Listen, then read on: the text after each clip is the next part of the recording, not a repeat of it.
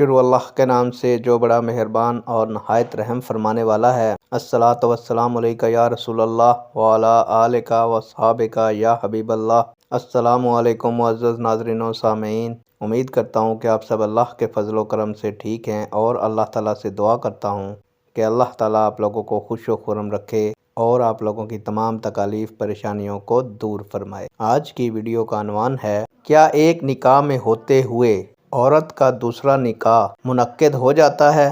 امید کروں گا کہ یہ معلومات آپ کے علم میں اضافہ فرمائے گی، اور آپ اس ویڈیو کو شیئر کریں گے، چینل کو سبسکرائب کریں گے تاکہ دوسرے لوگ بھی اس معلومات سے مستفید ہو سکیں۔ بڑھتے ہیں ویڈیو کی جانب۔